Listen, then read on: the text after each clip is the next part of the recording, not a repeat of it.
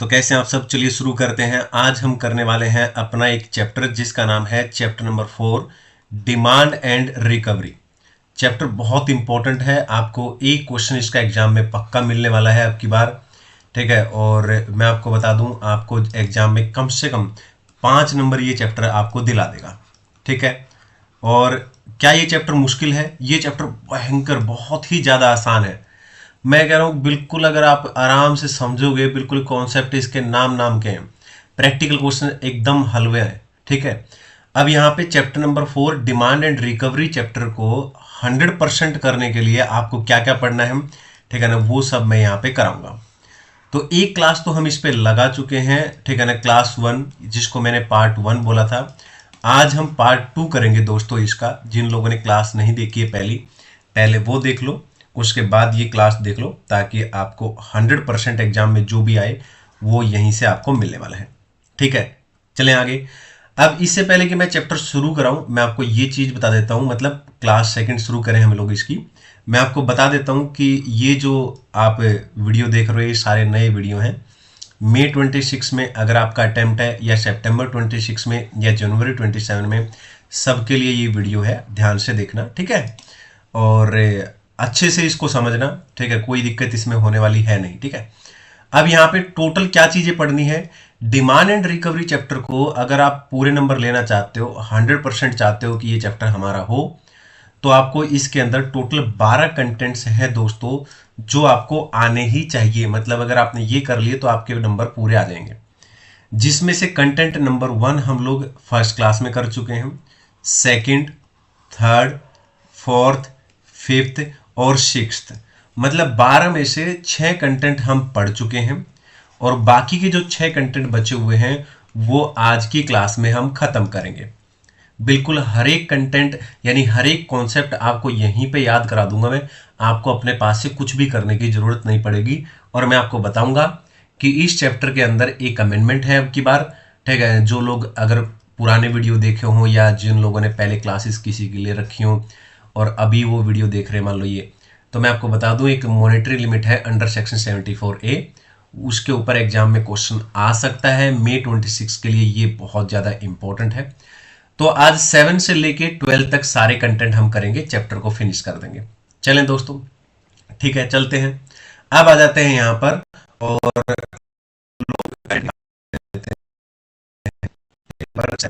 Content number 7 से पढ़ेंगे। ठीक है, और नीचे आ जाते हैं, ये रहा, यहां से हम लोग शुरू कर रहे हैं।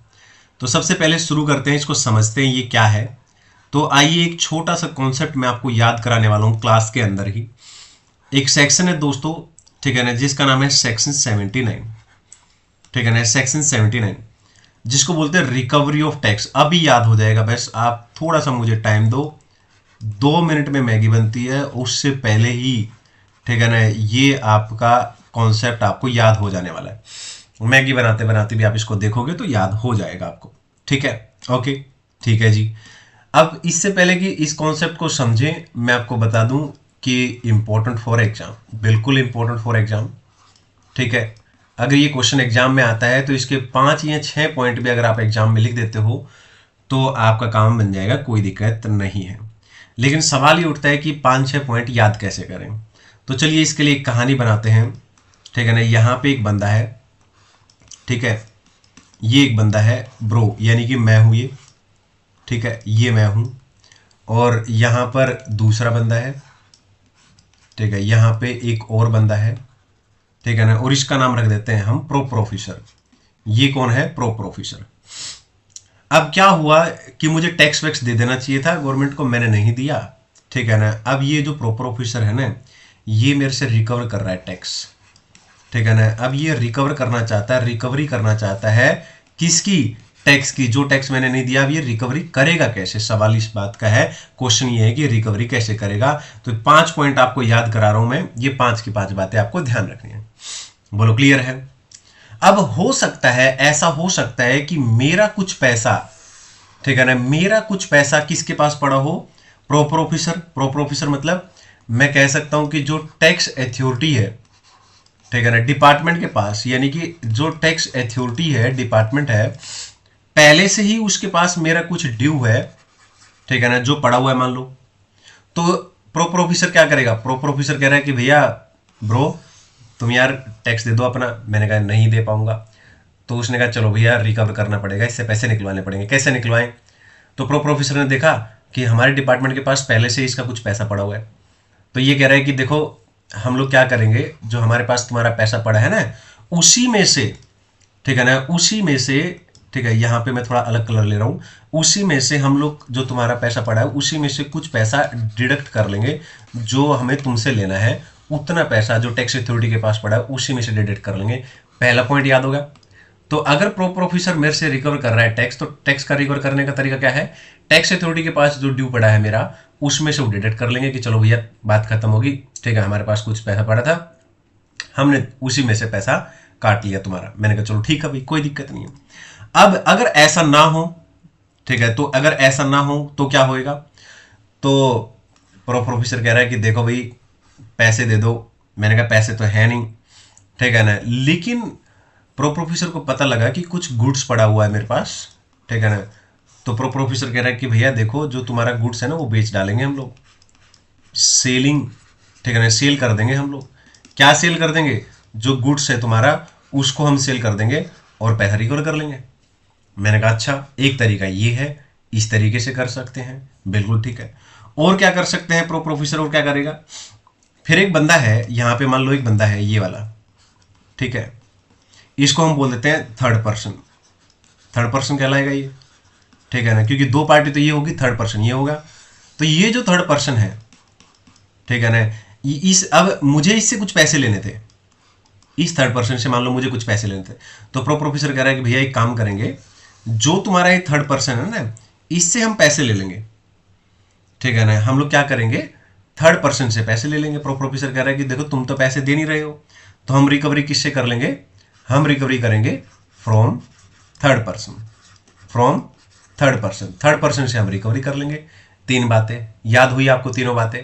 पहली बात तो कैसे याद हुई, ठीक है ना, पहली बात में तो ये बोल रहा है प्रॉपर ऑफिसर कि जो हमारे पास डिपार्टमेंट के पास जो तुम्हारा पैसा पड़ा उसी में से पैसे काट लेंगे। फिर उसको पता लगा मेरे पास कुछ गुड्स है, तो कह रहा है कि वो गुड्स बेच के हम पैसा रिकवर कर लेंगे। फिर उसको पता लगा एक बंदे से मुझे पैसे लेने हैं, वो कह रहा है कि उस बंदे से हम पैसे ले लेंगे, तुम्हें लेने नहीं देंगे, हम उससे रिकवर कर लेंगे थर्ड पर्सन से। चलो तीन बातें तो याद हो गई होंगी बिल्कुल, ठीक है ना, क्लास के अंदर ही बिल्कुल याद हो गई हैं। चलो एक और बात याद करा देता हूँ, बिल्कुल आराम से, बिल्कुल कराओ।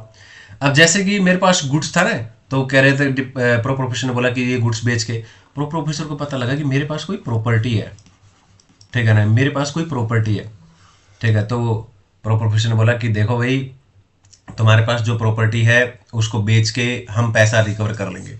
बोलो क्लियर है, ठीक है ना। अगर उसको पता लगा मेरे पास क्या है, प्रॉपर्टी है, तो प्रॉपर ऑफिसर कह रहा है सेल कर देंगे तुम्हारी प्रॉपर्टी। प्रॉपर्टी चाहे मूवेबल हो, ठीक है ना, चाहे इमूवेबल हो, ठीक है ना, कोई भी प्रॉपर्टी हो सकती है मेरे पास। तो प्रॉपर ऑफिसर कह रहा है कि भैया वो जो प्रॉपर्टी है तुम्हारे पास, उस मूवेबल या इमूवेबल प्रॉपर्टी को हम बेचकर पैसे रिकवर कर लेंगे। मैंने कहा ठीक है भाई, बोलो क्लियर है। अब उसके बाद अगला पॉइंट, एक और पॉइंट चलो याद हो जाए तो बढ़िया है, ठीक है ना, 5 पॉइंट एटलीस्ट याद हो गए तो बात बन जाएगी, मजा आ जाएगा। अब जहां पे मैं रहता हूं या जहां मेरा बिजनेस में कर रहा हूं या जहां मेरी प्रॉपर्टी है, वहां का जो डीसी है, ठीक है ना, वहां का जो डीसी है, ठीक है ना, डीसी का मतलब यहां पे डिस्ट्रिक्ट कलेक्टर।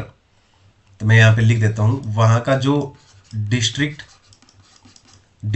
कलेक्टर है, ठीक है ना, तो डिपार्टमेंट क्या कहेगा, ठीक है ना, उस डीसी से बात करेगा और उस डीसी के थ्रू, ठीक है ना, उस डीसी के थ्रू, ठीक है, क्या करेगा, रिकवर करेगा अमाउंट, कि भैया तुम्हारे एरिया में एक बंदा रहता है, उसका घर है या उसकी प्रॉपर्टी है या वो बिजनेस कर रहा है वहां पे, उससे रिकवर करने में, पैसे निकालने में हमारी हेल्प करो। बोलो क्लियर है, उसके थ्रू फिर रिकवरी की जाएगी। बोलो 5 बातें याद होगी दोस्तों, एक बार फिर से याद कर लेते हैं। एग्जाम के लिए इंपॉर्टेंट क्वेश्चन है लेकिन क्लास के अंदर ही याद हो जाएंगे। अगर क्वेश्चन आता है और 5 पॉइंट भी आप लिख देते हो तो आपकी बात बन जाएगी। और 5 पॉइंट कैसे याद करने हैं आपको देखो बिल्कुल आराम से याद हो गए होंगे, कोई दिक्कत ऐसी है नहीं। पहली बात, एक तरफ ये बंदा है, ठीक है ना, ओके, एक तरफ ये बंदा है, ये प्रॉपर ऑफिसर है। प्रॉपर ऑफिसर कह रहा है कि भाई पैसे दे दे टैक्स के। मैंने कहा पैसे तो है नहीं, तो अब वो रिकवरी कैसे करेगा प्रॉपर ऑफिसर, ठीक है ना। तो प्रॉपर ऑफिसर कह रहा है कि हमारे डिपार्टमेंट के पास तेरा कुछ पैसा पड़ा है, उसी में से पैसे काट लेंगे। प्रॉपर ऑफिसर को पता लगा मेरे पास कुछ गुड्स है, तो प्रॉपर ऑफिसर कह रहा है कि भैया जो गुड्स तुम्हारा है उसको बेच के हम पैसे ले लेंगे। फिर उसको पता लगा मेरे पास कुछ प्रॉपर्टी है, कह रहा है कि प्रॉपर्टी बेच के हम पैसे रिकवर कर लेंगे। मैंने कहा अच्छा। फिर उसको पता लगा मुझे किसी बंदे से पैसे लेने हैं, तो कह रहा है कि हम उस बंदे से पैसे ले लेंगे थर्ड पर्सन से, ठीक है ना। ओके, क्लियर है, ये तो हो ही गया, ठीक है ना। फिर उसने क्या किया कि जहां पे मैं रहता हूँ या जहां मैं बिजनेस कर रहा हूँ वहां के डीसी से बात की, डिस्ट्रिक्ट कलेक्टर से बात की, और उसको बोला कि भैया हमारी हेल्प करो, हम तुम्हारे थ्रू जो है ना, ठीक है ना, उस बंदे से हमें पैसे लेने, रिकवर करवाओ। बोलो क्लियर है? क्लियर है दोस्तों, ठीक है ना। ये 5 के 5 पॉइंट याद हो गए होंगे, बिल्कुल याद हो गए। आइए मैं इनको नोट्स में दिखा देता हूँ। तो हमने क्या पढ़ा? हमने ये पढ़ा है रिकवरी कैसे कर सकता है प्रॉपर ऑफिसर मेरे से, अगर उसको रिकवरी करनी है, ठीक है ना, टैक्स की, तो क्या कर सकता है। पहला पॉइंट, ठीक है ना, जो टैक्स अथॉरिटी के पास मेरा पैसा पड़ा है उसमें से पैसे काट लेगा वो, ठीक है जी। दूसरा, ठीक है, जो मेरे पास पड़ा है उस गुड्स को बेच के वो पैसे रिकवर कर लेगा। तीसरा, किसी बंदे से मुझे पैसे लेने हैं, उस थर्ड पर्सन से वो पैसे ले लेगा। चौथा, उसको पता लगा मेरे पास कोई प्रॉपर्टी है मूवेबल या इमूवेबल, उस प्रॉपर्टी को बेच के वो पैसा रिकवर कर लेगा। पांचवा, जहां मैं रहता हूं या जहां मैं बिजनेस करता हूं, ठीक है ना, वहां के डीसी के थ्रू, डिस्ट्रिक्ट कलेक्टर के थ्रू, ठीक है ना, मेरे से पैसा रिकवर कर लेगा। बोलो 5 बातें तो मैंने याद कराई दी हैं, और अगर छठा पॉइंट याद करना हो तो ये वाला कर लेना, ठीक है ना, ये वाला याद कर लेना। CGST arrear can be recover as an arrear of SGST and vice versa. वैसे ये पॉइंट स्टार लगा दिया मैंने, ये याद कर लेना। 6 बातें हैं, 5 तो मैंने क्लास में याद ही करा दी है, 5 भी लिख दोगे काफी है। ये छठा पॉइंट अगर लिखो तो ये वाला याद कर लेना। हो गया पॉइंट। अब चलते हैं आगे की तरफ दोस्तों। अब सवाल उठता है कि इसके ऊपर एग्जाम में क्वेश्चन आया है, ठीक है ना, या स्टडी मेट में दे रखा है या MTP में कभी दे रखा है, तो कैसा क्वेश्चन बनाया है इन्होंने। तो यहाँ पे MTP 19 की जो MTP थी उसमें ये क्वेश्चन दे रखा था, और स्टडी मेट में भी ये क्वेश्चन दे रखा है। और अगर आपके पास कोई भी कंपाइलर है तो उस कंपाइलर में अगर आप देखोगे तो ये क्वेश्चन आपको मिल जाएगा 110%, कोई दिक्कत नहीं है। क्वेश्चन क्या है? Briefly discuss mode of recovery of tax, साफ साफ लिख रखा है, recovery of tax available to proper officer. Proper officer कैसे रिकवर करेगा टैक्स, ठीक है ना, क्या क्या तरीके हैं, तो मैंने बता ही दिया आपको। बोलो याद हो गया होगा? बिल्कुल याद हो गया। अब आगे चलते हैं, ठीक है ना, और अगला क्वेश्चन करते हैं, ठीक है ना। ये क्वेश्चन मेरा फेवरेट है, क्वेश्चन नंबर 8 मैं यहाँ पे आपको बता देता हूँ और अभी याद करा दूंगा, बिल्कुल घबराने वाली बात नहीं है, ठीक है ना। गारंटी के साथ, 100% गारंटी के साथ ये क्वेश्चन अभी आपको याद हो जाने वाला है, और मैं इसको काफी इंपॉर्टेंट क्वेश्चन मानता हूँ, ठीक है। तो यहाँ पे मैं आपको बताने वाला हूँ सेक्शन 80 के किस बारे में बात करता है। सेक्शन 80 बात करता है payment of tax in instalment, payment of tax in instalment, ठीक है।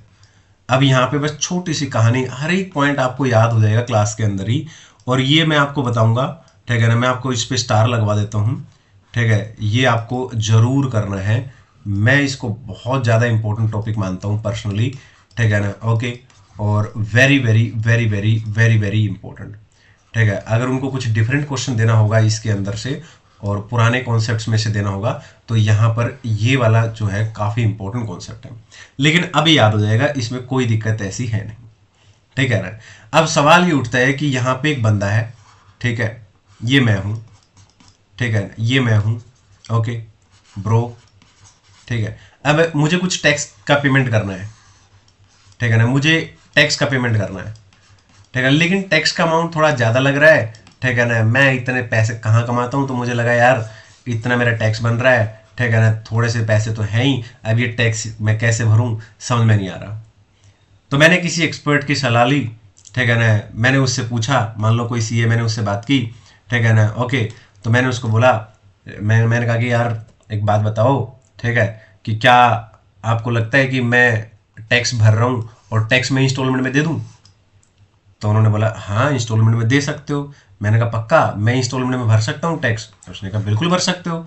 मैंने कहा कैसे भर सकता हूँ? तो उन्होंने बोला कि अगर कमिश्नर आपको अलाउ कर देता है, ठीक है ना, अगर कमिश्नर आपको अलाउ कर देता है तो आप टैक्स इंस्टॉलमेंट में भर सकते हो, कोई दिक्कत नहीं है, अगर कमिश्नर आपको अलाउ करे तो। मैंने कहा ठीक है, ये तो अच्छी बात है, इसका मतलब मैं इंस्टॉलमेंट में पेमेंट दे सकता हूँ, थोड़ा थोड़ा करके दे दूंगा, कोई दिक्कत नहीं है अगर कमिश्नर अलाउ कर दे तो। लेकिन उसने बोला कि लेकिन मैक्सिमम, ठीक है ना, मैक्सिमम 24 इंस्टॉलमेंट में तुम्हें पेमेंट करना पड़ेगा, मैक्सिमम 24 इंस्टॉलमेंट हो सकती है। मैंने कहा ठीक है। फिर उन्होंने मुझे बताया कि लेकिन एक बात का ध्यान रखना कि अगर तुमने किसी इंस्टॉलमेंट में डिफॉल्ट कर दिया, ठीक है ना, अगर कोई इंस्टॉलमेंट तुम नहीं पे कर पाए, डिफॉल्ट कर दिया, तो क्या होगा, ठीक है ना, ये चीज भी उन्होंने बताई। अगर कोई इंस्टॉलमेंट तुम नहीं भर पाए, ठीक है ना, डिफॉल्ट कर दिया, तो तुम्हें पूरा का पूरा अमाउंट देना पड़ेगा फिर, ठीक है ना, होल अमाउंट बिकम पेबल। बोलो क्लियर है कि नहीं? तो क्या बताया कि भैया पूरा का पूरा अमाउंट तुम्हें देना पड़ेगा। तो कहानी क्या है, समझ में आई आपको? मान लो कोई बंदा है, जैसे मान लो मैं ही हूं, और मेरे को क्या करना है, ठीक है ना, मेरे को टैक्स भरना है, लेकिन मुझे लग रहा है यार इतना पैसा कैसे भरूंगा, मेरे पास पैसे वैसे हैं नहीं। तो मान लो मैंने किसी एक्सपर्ट की सलाह ली, मैंने किसी दोस्त से बात की, मैंने कहा यार तू बता, तू टैक्स का एक्सपर्ट है, ठीक है ना, तो तू मुझे बता कि अगर मैं टैक्स इंस्टॉलमेंट में भरना चाहूँ तो भर सकता हूँ। उसने कहा बिल्कुल भर सकता है। मैंने कहा कैसे? उसने कहा कि अगर कमिश्नर अलाउ करता है तो भर सकता है, लेकिन मैक्सिमम 24 इंस्टॉलमेंट में भर सकता है। लेकिन अगर तूने किसी इंस्टॉलमेंट में डिफॉल्ट कर दिया तो पूरा अमाउंट फिर तेरे को देना पड़ेगा, ये बात ध्यान रखना। मैंने कहा ठीक है यार, कोई दिक्कत नहीं है ना, ठीक है। फिर उसने साथ साथ में ये भी बताया मुझे, क्या कि ये जो फैसिलिटी की तू बात कर रहा है ना, कि इंस्टॉलमेंट में पेमेंट दे सकता हूं कि नहीं दे सकता हूं, मैं टैक्स भर सकता हूं नहीं भर सकता हूं, ये फैसिलिटी अलाउड नहीं है 3 केसेस में। मेरे को बता रहा है वो दोस्त मेरा, कह रहा है, क्या कह रहा है कि भैया एक बात ध्यान रखना, इंस्टॉलमेंट में पेमेंट तू नहीं कर पाएगा, ठीक है ना। कब नहीं कर पाएगा? अगर ये जो 3 बातें मैं बता रहा हूं इनमें से किसी भी बात में अगर तू आ जाता है तो नहीं कर पाएगा। मैंने पूछा कौन कौन सी? मैंने पूछा सबसे पहले बता मुझे क्या है। तो कह रहा है कि एक बात बता, अमाउंट चेक कर, कितना अमाउंट है। मैंने कहा मतलब, मैंने कहा 20,000 रुपये का अमाउंट है। तो कह रहा है कि नहीं, फिर इस फैसिलिटी का फायदा नहीं मिलेगा तुझे। अगर अमाउंट लेस देन 25,000 है, ठीक है ना, अगर अमाउंट लेस देन 25,000 है, ठीक है ना, तो तुझे इस फैसिलिटी का फायदा नहीं मिलेगा, तू इंस्टॉलमेंट में पेमेंट नहीं कर पाएगा। मैंने कहा अच्छा यार, मैंने कहा फिर मेरे तो 20,000 रुपये का अमाउंट ही है। कह रहा फिर निकल ले यहाँ से, जितना जल्दी हो सकता है उतना जल्दी निकल ले। उसने इस तरीके से मुझे बोला, मुझे थोड़ा बुरा भी लगा, लेकिन कोई बात नहीं, मैंने सोचा चलो काम चला लेते हैं गर्मी में, ठीक है ना, हो जाता है कभी कभी। तो क्या बात समझ में आई आपको कि अगर मुझे इंस्टॉलमेंट में पेमेंट करना है तो मैं कर सकता हूँ, ऐसी बात नहीं, कमिश्नर अलाउ करे तो कर सकता हूँ, लेकिन किस किस केसेस में नहीं कर सकता? अगर अमाउंट 25,000 से कम है तो इस फैसिलिटी का फायदा मुझे नहीं मिलेगा। बोलो क्लियर है? और सिर्फ इतना ही नहीं, मान लो जो प्रीसीडिंग फाइनेंशियल ईयर में भी मैंने सोचा था, ठीक है ना, कि यार मैं इंस्टॉलमेंट में पेमेंट करूं, ठीक है ना, और हुआ क्या कि मुझे जो है, ठीक है ना, प्रीसीडिंग फाइनेंशियल ईयर में अलाउ नहीं की ये चीज, कमिश्नर ने मान लो नॉट अलाउड। बोलो क्लियर है? अगर कभी ऐसा हो कि प्रीसीडिंग फाइनेंशियल ईयर में अगर उसने मेरे से पूछा, मैंने कहा कि यार पिछले साल भी मैं सोच रहा था, प्रीसीडिंग फाइनेंशियल ईयर में भी मैंने सोचा था, ठीक है ना, कि मैं इंस्टॉलमेंट में पेमेंट कर दूं टैक्स की, तो मेरे को अलाउड नहीं किया। तो उसने बोला भैया फिर तू इस साल भी नहीं कर सकता, ठीक है ना, अगर प्रीसीडिंग फाइनेंशियल ईयर में मेरे को अलाउड नहीं था इंस्टॉलमेंट में पेमेंट करना, तो इस साल भी अलाउड नहीं होगा। बोलो क्लियर है? और तीसरी बात, उसने बोला कि अगर तूने डिफॉल्ट कर दिया है, ठीक है ना, अगर ऑलरेडी तूने कोई डिफॉल्ट कर दिया है, मैंने कहा ओके, वो कहता है कि अगर तूने ऑलरेडी डिफॉल्ट कर दिया है टैक्स के पेमेंट में, और क्या हो चुका है, रिकवरी प्रोसेस ऑन हो गई है तेरे अगेंस्ट, रिकवरी, ठीक है, रिकवरी प्रोसेस, ठीक है ना, ऑन हो गई, ठीक है, तो उस केस में भी, ठीक है, तू इंस्टॉलमेंट में पेमेंट नहीं कर पाएगा। हो गया क्वेश्चन याद? आइए चलते हैं एक बार पूरा क्वेश्चन याद कर लेते हैं फिर से। वेरी इंपॉर्टेंट, मेरा फेवरेट क्वेश्चन है ये, आपका भी फेवरेट हो जाना चाहिए, क्योंकि मुझे ये क्वेश्चन पर्सनली बहुत अच्छा लगता है। अगर पुराने टॉपिक्स में से अगर नया टॉपिक इस चैप्टर से एग्जाम में ना आए और पुराने टॉपिक्स में से उनको अगर कोई क्वेश्चन देना हो, तो मुझे पर्सनली ये वाला टॉपिक बहुत इंपॉर्टेंट लगता है। ठीक है, थोड़ा हटके है इसलिए। अब सवाल ये, कहानी क्या है, कहानी समझ में आ गई होगी दोस्तों। मुझे टैक्स भरना है लेकिन इंस्टॉलमेंट में भरना है, तो मैंने अपने दोस्त से पूछा भर सकता हूँ, वो मान लो टैक्स एक्सपर्ट है, तो उसने कहा यस भर सकता है, कोई दिक्कत नहीं। मैंने कहा कब भर सकता है? उसने बोला अगर कमिश्नर अलाउ करेगा तो भर सकता है, लेकिन सिर्फ मैक्सिमम 24 इंस्टॉलमेंट ही मिलेगी। अगर तूने किसी इंस्टॉलमेंट में डिफॉल्ट कर दिया तो पूरा अमाउंट देना पड़ेगा। ओके, मैंने कहा कि ये फैसिलिटी मेरे को कब कब नहीं मिलेगी, कब कब अलाउड नहीं होगी? तो उसने बोला कि ये 3 केसेस ऐसे हैं, ठीक है ना, अगर अमाउंट तेरा 25,000 से कम है तो फिर भूल जा, फिर इंस्टॉलमेंट में पेमेंट नहीं कर सकता। अगर प्रीसीडिंग फाइनेंशियल ईयर में तेरे को अलाउड नहीं थी ये फैसिलिटी, ठीक है ना, ओके, तो इस साल भी अलाउड नहीं होगी। और अगर तूने डिफॉल्ट कर दिया टैक्स में पेमेंट में और तेरे अगेंस्ट रिकवरी प्रोसीडिंग ऑन हो गई है तो फिर तुझे इस फैसिलिटी का फायदा नहीं मिलेगा। आई होप दोस्तों याद होगा। आइए इसको नोट से देख लेते हैं। यहाँ पे हमने ये चीजें पढ़ी है, ठीक है ना, ये वाला नोट्स है, ये लिख रखा है। तो पहली बात तो हमने यही पढ़ी, ठीक है ना, कि अलाउ है, बिल्कुल अलाउ है। कौन अलाउ कर सकता है? कमिश्नर अलाउ कर सकता है। लेकिन कितनी इंस्टॉलमेंट? ठीक है ना, 24 इंस्टॉलमेंट। ठीक है, कितनी इंस्टॉलमेंट है? 24 इंस्टॉलमेंट। देखो हमने यहाँ पे लिख रखा था ना 24 इंस्टॉलमेंट, ये रहा। ठीक है, सब कुछ लिख रखा है। अगर डिफॉल्ट कर देता हूँ किसी इंस्टॉलमेंट में तो सारा पैसा देना पड़ेगा। कौन कौन सी ऐसी फैसिलिटीज हैं, ठीक है ना, मतलब ये फैसिलिटी कब कब नहीं मिलेगी मुझे? 3 केसेस में, ये मैंने बताया था। अगर 25,000 से कम अमाउंट है तो, और प्रीसीडिंग फाइनेंशियल ईयर में अलाउड नहीं था तो इस साल भी अलाउड नहीं होगा। और अगर मैंने डिफॉल्ट कर दिया और रिकवरी प्रोसीडिंग ऑन होगी तो बोलो क्लियर है, याद होगा, बिल्कुल याद होगा। अब चलते हैं आगे की तरफ, और ये वाला पॉइंट हम लोग यहीं से पढ़ने वाले हैं नोट से। ये बिल्कुल आराम से हो जाएगा, कोई खास पॉइंट है नहीं ऐसा। बोलो क्लियर है। सारे क्वेश्चन जो जो मैंने बताए हैं ये सारे ही क्वेश्चन इंपॉर्टेंट है। चैप्टर बहुत बड़ा है नहीं, सिर्फ टॉपिक है 12, और 12 टॉपिक ऐसे समझो कि मतलब बेस्ट क्लास सेकंड जैसे टॉपिक है, ठीक है ना। मतलब लगेगा ही नहीं आपको कि भैया सीए फाइनल के इतने बड़े बड़े टॉपिक्स हैं, नहीं लगेगा, ठीक है ना। अगर आप ढंग से इस कॉन्सेप्ट को समझोगे तो आपको लगेगा कि कुछ है ही नहीं। अब जैसे ये सेक्शन है, सेक्शन 81 क्या कहता है? ये transfer of property to be void. अब मान लो कोई व्यक्ति ऐसा है, मान लो जैसे मैं ही हूं, ठीक है ना, वेर ए पर्सन, मान लो मैं हूं, पर्सन कौन हो गया यहाँ पे? मैं हूं, ठीक है ना। और मेरे को कोई अमाउंट ड्यू होगी, ठीक है ना, मेरे को टैक्स भरना था या कोई अमाउंट मेरी ड्यू होगी मेरे अगेंस्ट, ठीक है।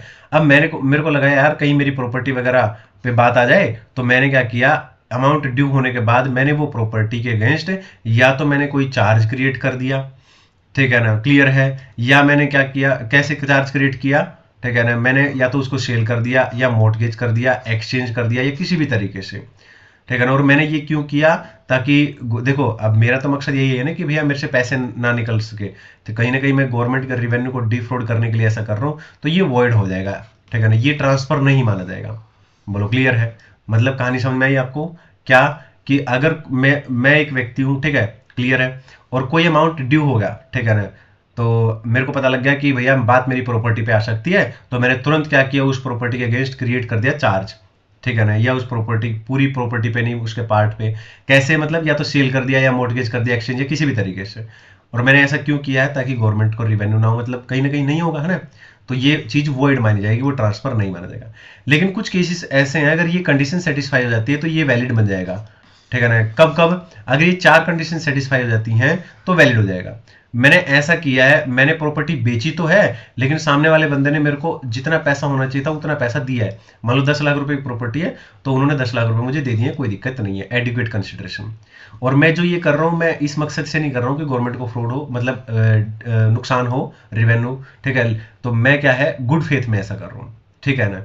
और किसी तरीके का नोटिस पेंडिंग नहीं है इसके रिगार्डिंग, ठीक है ना। और या फिर मैंने पहले ही प्रॉपर ऑफिसर से परमिशन ले ली है कि ऐसी ऐसी बात है। बोलो क्लियर है। अगर ऐसा कोई केस है तो फिर ये वैलिड बन जाएगा। बोलो क्लियर है। तो इसमें कुछ था नहीं ऐसा, आई होप आपको याद होगा, ठीक है। अब यहाँ पे इसके ऊपर काफी सारे क्वेश्चंस हैं। आप जहां पे भी आपके पास जो भी कंपाइलर है नए वाला, ठीक है ना, आरटीपी मे 22 का भी क्वेश्चन इस पे है, एमटीपी में भी था क्वेश्चन इसके ऊपर 23 के अंदर, और सारे के सारे कंपाइलर में इसके ऊपर क्वेश्चन मिलेगा। और क्वेश्चन के अंदर है कुछ नहीं, ये जो मैंने नोट्स के अंदर दे रखा है ये डायरेक्ट चिपका रखा होगा, तो कुछ भी इसके अंदर ऐसा है नहीं। चले आगे, चलें दोस्तों, बिल्कुल चलते हैं। अब हम करते हैं पॉइंट नंबर 10, क्वेश्चन नंबर 10। क्या क्वेश्चन नंबर 10 बहुत मुश्किल क्वेश्चन है? बिल्कुल भी मुश्किल क्वेश्चन नहीं है, बिल्कुल भी मुश्किल क्वेश्चन नहीं है। क्वेश्चन नंबर 10 अभी याद हो जाएगा आपको। चलिए क्वेश्चन नंबर 10 याद करा देते हैं। तो क्वेश्चन नंबर 10 याद करते हैं दोस्तों, नीचे की तरफ आ जाते हैं, यहां आ जाते हैं और यहां पे लिखेंगे क्वेश्चन नंबर 10। क्वेश्चन नंबर 10, ठीक है। क्वेश्चन नंबर 10 क्या कहता है? सेक्शन 83 ये बात करता है, सेक्शन 83। सेक्शन 83 क्या है? ठीक है, सेक्शन 83 बात करता है प्रोविजनल अटैचमेंट की। किसकी बात करता है दोस्तों? Provisional attachment, provisional attachment. बोलो क्लियर है। और प्रोविजनल अटैचमेंट की बात करता है, ठीक है, टू प्रोटेक्ट, मैं इसका पूरा नाम लिख रहा हूं पहले, टू प्रोटेक्ट, क्या प्रोटेक्ट करने के लिए, revenue, revenue in certain cases, in certain cases. अभी याद हो जाना है आपको, आपको लगेगा कि अरे यार ये भी तो कोई, मतलब ऐसा लगेगा ही नहीं कि कुछ है, ठीक है, ओके। क्या ये इंपॉर्टेंट है एग्जाम के लिए? देखो ऐसा नहीं है कि इंपॉर्टेंट नहीं है, ठीक है, आज के टाइम पे सीए के अंदर सब कुछ इंपॉर्टेंट है, कुछ भी लेस इंपॉर्टेंट नहीं है। हाँ, कुछ क्वेश्चंस की प्रायोरिटीज सेट कर सकते हैं, प्रिडिक्शन कर सकते हैं, एक्सपेक्टेड लगा सकते हैं बस, लेकिन आप इसको 2 मिनट में याद कर लोगे। अभी आपको मैं समझाऊंगा और ये याद हो जाएगा, कोई दिक्कत ऐसा है ही नहीं, इसके अंदर कुछ ऐसी बात है ही नहीं। बोलो क्लियर है। अब होता क्या है, ठीक है ना, होता क्या है कि कमिश्नर को ये अधिकार होता है, किसको, कमिश्नर को, कमिश्नर, इस सेक्शन में किसको ये राइट है, कमिश्नर को ये अधिकार है। अगर कमिश्नर को ये लगता है, अगर कमिश्नर की ये ओपिनियन है, क्या ओपिनियन है, ठीक है ना, कि भैया हम गवर्नमेंट के रेवेन्यू को प्रोटेक्ट करने के लिए, टू प्रोटेक्ट, क्या प्रोटेक्ट करने के लिए, गवर्नमेंट रेवेन्यू, ठीक है ना, गवर्नमेंट के रेवेन्यू को प्रोटेक्ट करने के लिए अगर कमिश्नर की ऐसी ओपिनियन है और कमिश्नर को लगता है कि इट इज नेसेसरी, ठीक है ना, ये करना जरूरी है, ठीक है ना, ओके, तो कमिश्नर क्या कर सकता है, ऑर्डर दे सकता है, लेकिन order must be in writing में होना चाहिए, रिटन में होना चाहिए। बोलो क्लियर है। मैंने क्या बताया दोस्तों, मैंने बताया कि अगर कमिश्नर की ऐसी ओपिनियन है, कमिश्नर को लगता है कि गवर्नमेंट के रेवेन्यू को प्रोटेक्ट करने के लिए ये जरूरी है, ठीक है ना, क्या जरूरी है, प्रोविजनल अटैचमेंट, ठीक है ना, प्रोविजनल अटैचमेंट मतलब, ठीक है ना, जो बंदा है सामने वाला उसकी प्रॉपर्टी को अटैच करना जरूरी है, तो वो ऑर्डर देगा राइटिंग में, ऑर्डर देगा राइटिंग में, ऑर्डर देगा क्या करने के लिए, अटैच करने के लिए, क्या करने के लिए, अटैच करने के लिए, प्रोविजनली अटैच करने के लिए। क्या, कोई भी प्रॉपर्टी, क्या अटैच हो रहा है यहाँ पे, एनी प्रॉपर्टी, ठीक है ना, और इस प्रॉपर्टी के अंदर बैंक अकाउंट भी हो सकता है उस बंदे का, क्या हो सकता है, बैंक अकाउंट भी हो सकता है। तो आपको समझ में आया पहला पॉइंट, ठीक है ना, प्रोविजनल अटैचमेंट का पहला पॉइंट मैंने आपको पढ़ाया। आइए इसको एक बार रिवीजन करते हैं। तो प्रोविजनल अटैचमेंट क्या होता है, अगर कमिश्नर को ऐसा लगता है, अगर कमिश्नर की ऐसी ओपिनियन है, ठीक है ना, क्या, कि भैया गवर्नमेंट के रेवेन्यू को प्रोटेक्ट करने के लिए ये जरूरी है, ठीक है ना, ये जरूरी है, तो वो एक ऑर्डर देगा रिटर्न में, और उस ऑर्डर के थ्रू वो क्या करेगा, उस बंदे की प्रॉपर्टी जिसमें उसका बैंक अकाउंट भी हो सकता है, प्रोविजनली अटैच कर देगा। बोलो क्लियर है। अब सवाल ये उठता है कि जो ऑर्डर उसने दिया है, ठीक है ना, उसकी वैलिडिटी क्या होगी, जो ऑर्डर उसने दिया है उसकी वैलिडिटी क्या हो सकती है। ऑर्डर की वैलिडिटी होती है 1 ईयर, ठीक है ना, ऑर्डर की वैलिडिटी कितनी होती है, 1 year from the date of order, from the date of order, date of order से लेके 1 ईयर की वैलिडिटी होती है। बोलो, 2 बातें समझ में आई। तीसरी बात अभी याद हो जाएगी, तीसरी बात भी, और उसके बाद एक बार फिर से इसको रिवीजन कर लेंगे।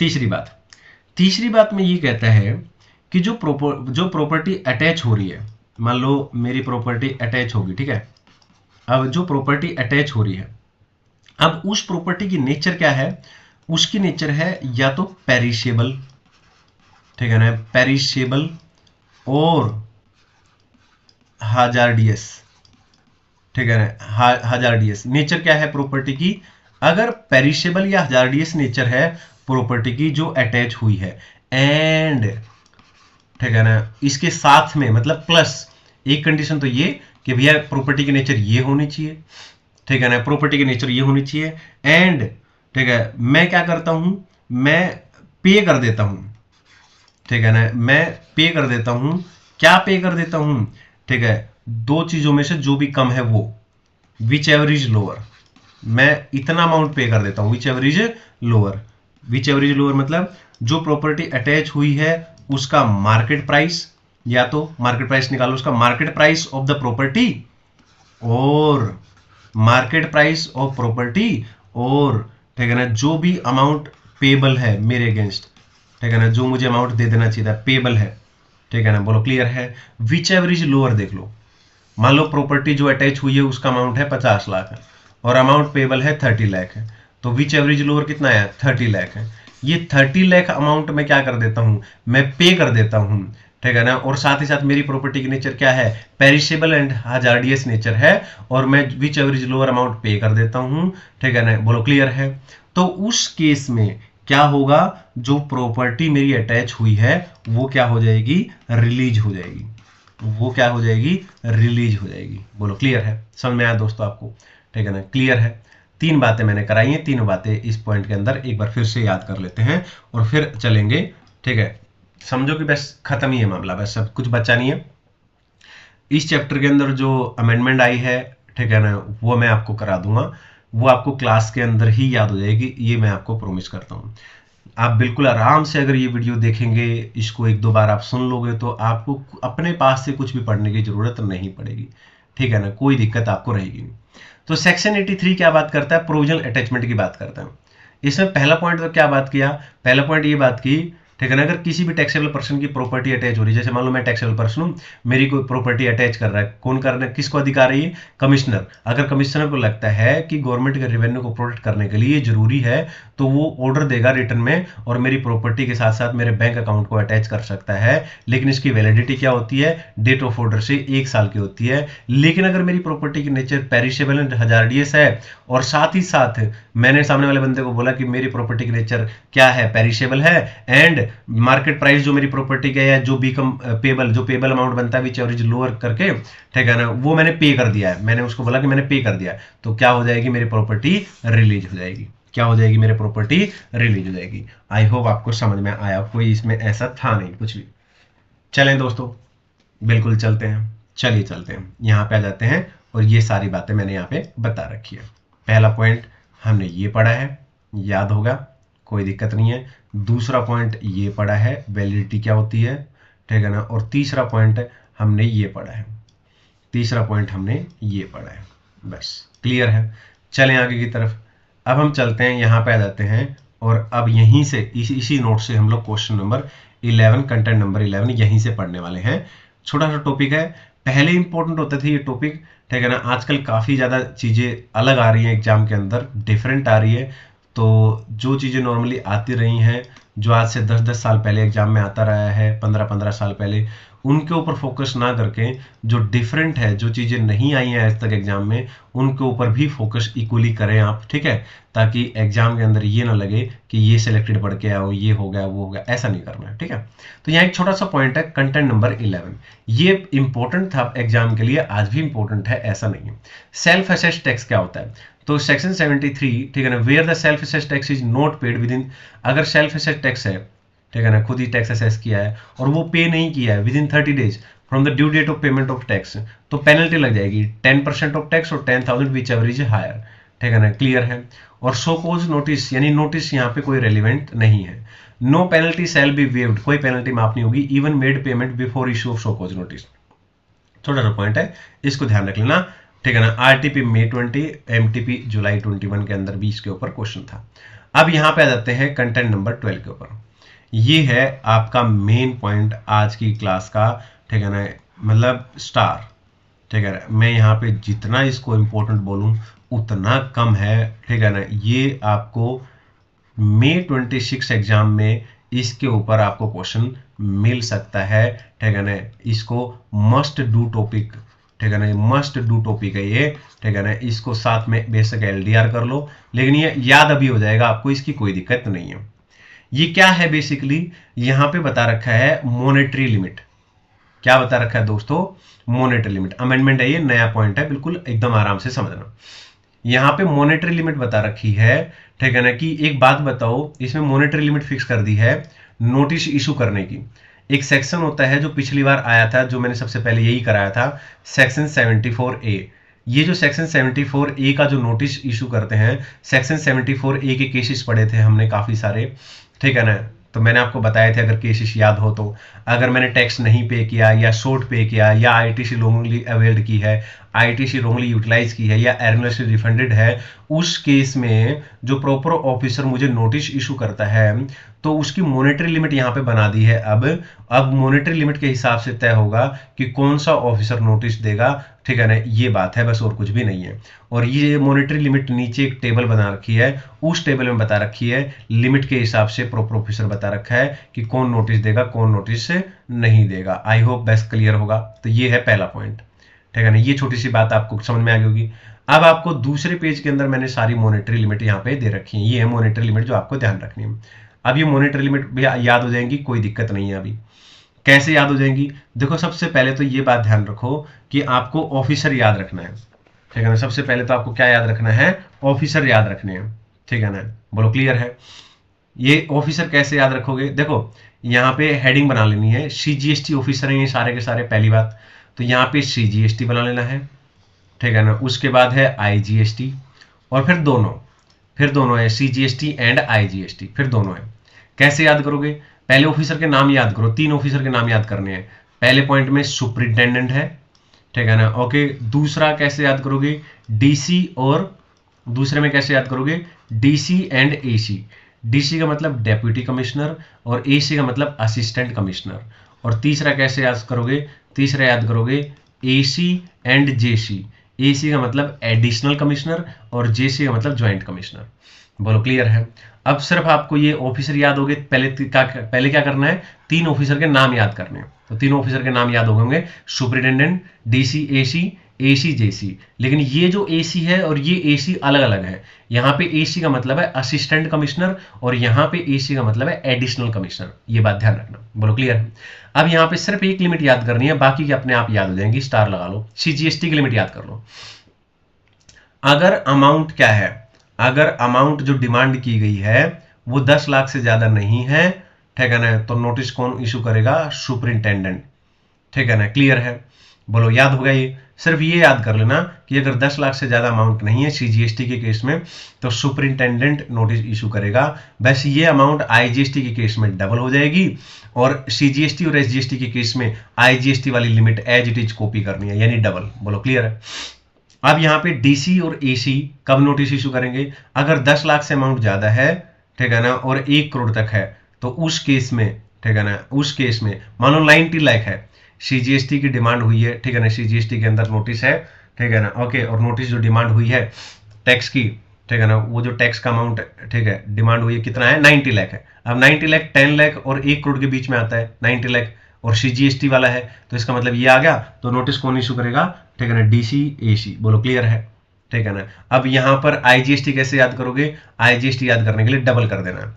डबल का मतलब 10 लाख का 20 लाख और 1 करोड़ का 2 करोड़, और यहाँ पे इसको कॉपी कर दो, ठीक है ना, बोथ, यानी कि सीजीएसटी और आईजीएसटी। एसजीएसटी मत कर देना इसको गलती से, ठीक है ना, सीजीएसटी है पहले वाले में, उसके बाद आईजीएसटी है, फिर दोनों बोथ, यानी सीजीएसटी एंड आईजीएसटी।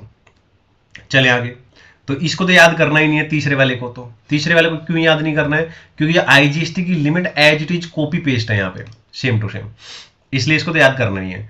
आईजीएसटी खाली याद करना है, क्यों, क्योंकि आईजीएसटी, देखो सॉरी दोबारा बोलता हूँ, सीजीएसटी खाली याद करना है, आईजीएसटी भी आपको याद नहीं करना है। क्यों याद नहीं करना है, क्योंकि जो सीजीएसटी की लिमिट है उसका डबल कर देना, 2 से मल्टीप्लाई कर दो, डबल कर दो उसको। जहां 10 लाख है वहां 20 लाख, जहां 10 लाख है वहां 20 लाख, जहां 1 करोड़ 2 करोड़, बस डबल करना है। अब अगर सीजीएसटी का केस है, ठीक है ना, और 1 करोड़ से ऊपर का अमाउंट है, ठीक है ना, 1 करोड़ से ऊपर कितना भी हो, ठीक है ना, तो नोटिस कौन देगा सीजीएसटी के केस में, ठीक है ना, एसी और जेसी। और ये अमाउंट यहाँ पे क्या हो जाएगी, डबल, और यही चीज यहाँ पे कॉपी हो जाएगी। बोलो क्लियर है, याद हो गई होगी दोस्तों, ठीक है। चलो यहाँ कुछ एग्जाम्पल देते हैं, यहाँ मैंने कुछ एग्जाम्पल दे रखे हैं, इन एग्जाम्पल से और अच्छे से हम क्लियर करते हैं। एग्जाम्पल के अंदर पहला एग्जाम्पल पढ़ते हैं, ठीक है ना। मान लो अब सवाल ये उठता है कि बताओ कौन नोटिस इशू करेगा। मान लो सीजीएसटी का केस है, सीजीएसटी के अंदर डिमांड हुई है टैक्स की, ठीक है ना, बोलो क्लियर है। एक बात ध्यान रखना, ठीक है ना, जब भी मैं बात कर रहा हूँ डिमांड के अंदर मैं टैक्स की बात कर रहा हूँ खाली, जिसमें सेस भी इंक्लूड है लेकिन पेनल्टी इंक्लूड नहीं है, ये बात ध्यान रखना, पेनल्टी इंक्लूड नहीं है, ठीक है ना, खाली टैक्स की बात कर रहा हूँ, लेकिन जिसमें सेस भी इंक्लूड है लेकिन पेनल्टी इंक्लूड नहीं है, ठीक है ना। मान लो सीजीएसटी के अंदर डिमांड नोटिस आता है टैक्स का कि भैया 9 लाख रुपए की। तो सवाल ही उठता है कि जो नोटिस इशू किया कौन कर सकता है, किसको अधिकार है। तो सीजीएसटी में जाओ और 9 लाख की लिमिट देख लो। कहां जाओ, सीजीएसटी में जाओ ऊपर और 9 लाख की लिमिट देख लो। तो सीजीएसटी कहां पे है दोस्तों, ये देखो सीजीएसटी ये रहा। अब यहाँ पे 1 2 3 9 लाख की लिमिट कहाँ आ रही है, ठीक है ना, यहाँ आ रही है। 10 लाख तक यहाँ आता है ना, तो 9 लाख यहाँ आ गया। तो इसके सामने ऑफिसर कौन है, superintendent of central tax, superintendent हो गया। तो यहाँ पे कौन होगा, सुपरिटेंडेंट। बोलो क्लियर है। अब सवाल है कि नोटिस कौन इशू कर सकता है, अगर केस कौन सा है, आईजीएसटी के अंदर। आईजीएसटी के अंदर डिमांड है 19 लाख के टैक्स की डिमांड है, ठीक है ना। आईजीएसटी का केस है 19 लाख आते हैं, कौन नोटिस इशू करेगा, ठीक है ना। तो आईजीएसटी का केस है 19 लाख कहाँ आता है, 1 2 तीनों में से 19 लाख यहाँ आता है। 19 लाख मतलब 20 लाख तक यहाँ आता है ना, तो 19 लाख यहाँ आ गया। तो कौन इशू करेगा, सुपरिटेंडेंट। तो कौन आ जाएगा, सुपरिटेंडेंट। अगला नोटिस, ठीक है ना, आपको बताना है सीजीएसटी एंड आईजीएसटी दोनों दे रखे हैं, बोथ, ठीक है ना, बोथ दे रखे हैं। सीजीएसटी में 7 लाख है, आईजीएसटी में 9 लाख है, 9 और 7 16, तो टोटल कितना हुआ है 16 लाख। बोथ का केस में जाओ, जहां पे सीजीएसटी एंड आईजीएसटी दोनों हो, बोथ के केस में जाना है और वहां पे 16 लाख का अमाउंट देखना है, ठीक है ना। बोथ का केस, तो ये हो गया बोथ का केस हो गया सीजीएसटी एंड आईजीएसटी, और इसमें 16 लाख देखना है। तो 20 लाख तक, यानी यहाँ पे 16 लाख तो यहीं आएगा ना, 20 लाख तक, तो 16 लाख यहाँ आ गया, तो सुपरिटेंडेंट। बोलो क्लियर है। नीचे क्या जाएगा, सुपरिटेंडेंट नोटिस इशू करेगा। क्लियर है। तो ये बात आपको समझ में आई होगी, विद एग्जाम्पल मैंने यहाँ पे चीज आपको बता दी है। अब यहाँ पे कुछ बातें हैं जो आपको इंपॉर्टेंट बन सकती है, जैसे ये क्वेश्चन है, ये नोट 1 दे रखा मैंने, ये एमसीक्यू में आ सकता है आपका। ये छोटा सा पॉइंट आपको एग्जाम में 2 नंबर दिला सकता है, बहुत आराम से आपको ये समझ में आ जाएगा और ध्यान से इसको देखना है। ये दूसरा पॉइंट दे रखा है, ये भी इंपॉर्टेंट है, ये भी एग्जाम में आपको 2 नंबर दिला सकता है, आराम से देखें, ठीक है। इन दोनों में से कोई एक एमसीक्यू आपके एग्जाम में आ सकता है। तो यहाँ पे एक नोट दे रखा है दोस्तों, इस नोट में क्या लिख रखा है, आइए इसको समझते हैं। प्रॉपर ऑफिसर, ठीक है ना, प्रॉपर ऑफिसर मतलब उनमें से कोई भी हो सकता है जो ऊपर दे रखे हैं। Proper officer shall be determined based solely on amount of tax excluding penalty. ये मैं ऑलरेडी आपको बता चुका हूं, ठीक है ना, कि जब हमसे डिमांड की जाती है तो वो टैक्स का अमाउंट होता है, जिसमें सेस तो इंक्लूड होता है लेकिन पेनल्टी एक्सक्लूड होती है। पेनल्टी एक्सक्लूड होती है जब ये टैक्स, जब हम निकालते हैं ना कि कौन सा ऑफिसर नोटिस इशू करेगा और अमाउंट की कैलकुलेशन करते हैं, तो वो टैक्स का अमाउंट लेते हैं और कोई अमाउंट नहीं लेते, उसमें सेस इंक्लूड होता है लेकिन पेनल्टी नहीं होती है। जैसे एग्जांपल के तौर पर मान लो डिमांड हुई है 1 करोड़ 10 लाख रुपए की डिमांड हुई है, लेकिन 1 करोड़ 10 लाख में इंक्लूड है पेनल्टी, जबकि हमने पढ़ा है पेनल्टी इंक्लूड नहीं होती। तो इसको माइनस करो, तो 1 करोड़ 10 लाख में से 20 लाख माइनस कर दो, बचा कितना, 90 लाख। मान लो ये है बात सीजीएसटी की, डिमांड कौन सी है, सीजीएसटी की है। तो अब सीजीएसटी में जाओ और सीजीएसटी के अंदर आपको 90 लाख की लिमिट देखनी है, ठीक है ना। तो ऊपर जाओ सीजीएसटी में 90 लाख की लिमिट, तो यहां जाओ, ये रहा सीजीएसटी। 90 लाख की लिमिट क्या होती है, 10 लाख से तो ऊपर है 90 लाख और 1 करोड़ तक है, तो इसके बीच में आ जाएगा। तो डीसी और एसी आ गया, तो डीसी और एसी नोटिस इशू करेंगे, तो आ जाते हैं यहाँ पे, ये मैंने लिख रखा है डीसी और एसी नोटिस इशू करेंगे। आई होप क्लियर है। दूसरा पॉइंट ये भी इंपॉर्टेंट है, इसको ध्यान से देखना। Of proper officer shall be determine the based on highest amount of tax specified in so cause notice and statement across all the tax period. अब मान लो 6 महीने का टाइम यहाँ पे मैंने ले रखा है। अब 6 महीने के अंदर सीजीएसटी की डिमांड दे रखी है, अप्रैल के अंदर इतनी डिमांड है, मई के अंदर इतनी, जून के अंदर इतनी, जुलाई के अंदर इतनी, अगस्त के अंदर इतनी और सितंबर के अंदर। तो इनमें सब में से 8 लाख, 7 लाख, 13 लाख, 9 लाख, 8 लाख, 11 लाख, सबसे हाईएस्ट कौन सी है, इसमें है 13 लाख। तो ये आपको लेना है हाईएस्ट। क्या लेना है, अमाउंट ऑफ टैक्स कौन सा लेना है, हाईएस्ट। तो हाईएस्ट कितना होगा, 13 लाख। तो 13 लाख हाईएस्ट हो गया। सीजीएसटी के केस में 13 लाख का अमाउंट देखो कौन नोटिस इशू करेगा। तो सीजीएसटी के केस में यहां जाओ, सीजीएसटी के केस में 13 लाख कहां तक आता है, 10 लाख से तो ऊपर है ना, तो 10 लाख से 1 करोड़ के बीच में आता है 13 लाख, तो डीसी और एसी आ जाएगा। बोलो क्लियर है। तो कौन आ जाएगा दोस्तों, डीसी और एसी आ जाएगा। चले आगे, ठीक है ना। यहाँ मैंने एक नोट और दे रखा है, ये पढ़ना चाहो तो पढ़ लो, कोई दिक्कत नहीं है, ठीक है। It is clarified that where it show cause notice issued under section 74A of CGST act 2017, ठीक है, involve demand of both CGST and IGST including cess. तो मैंने ये बताया था आपको। Proper officer shall determine on the basis of combined amount of CGST. Amount कैसे निकालते, कंबाइंड निकाल के, इररिस्पेक्टिव इंडिविजुअल अमाउंट जो है इंक्लूडिंग सेस, चाहे वो ज्यादा हो मॉनिटरी लिमिट से, उससे कोई फर्क नहीं पड़ता है, हमें दोनों के एक साथ लेते हैं अमाउंट, ठीक है।